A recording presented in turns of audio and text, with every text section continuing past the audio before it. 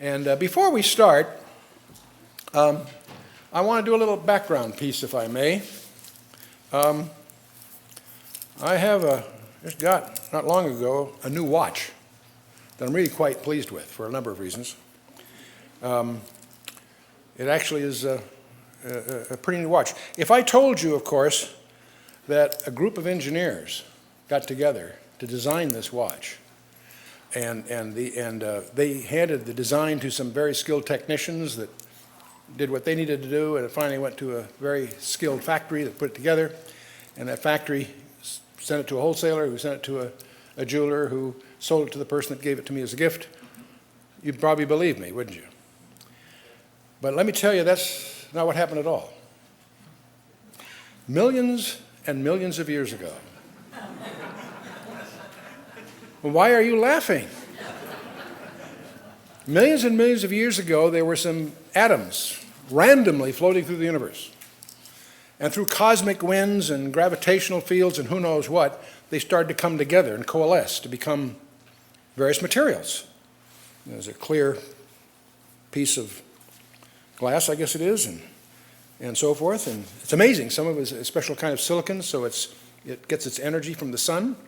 Doesn't need batteries or it needs to be wound, and so on and so forth. And obviously I could go on, but I can look at your faces and you don't believe me. You don't believe me at all, do you? You won't believe that this watch happened by accident. And yet it is trivial compared to the wrist on which it resides. The watch is an open loop system. Has some mechanics that are open loop. This one happens not to be open loop because it gets a radio signal to keep it on time. But the point is, the wrist it resides on is a closed loop system.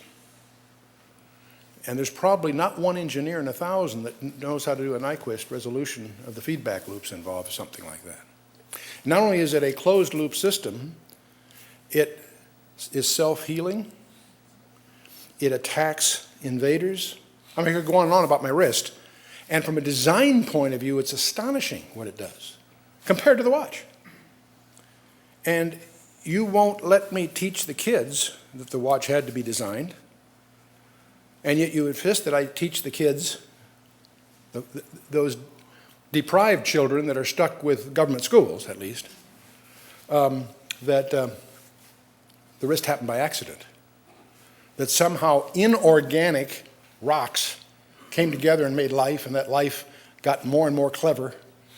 And the whole story is, you can't probably contrive a more ridiculous scenario than the scenario that is forced upon our public.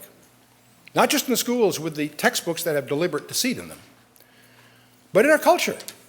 All our fields of interest, whether it's psychology, law, whatever, is influenced by this commitment to the idea that millions and millions of years ago, all this just happened. The most elaborate insult to the Creator that man has ever contrived. The ancient cultures worshipped idols, which wasn't good, but not nearly as insulting as arguing that a creator wasn't necessary.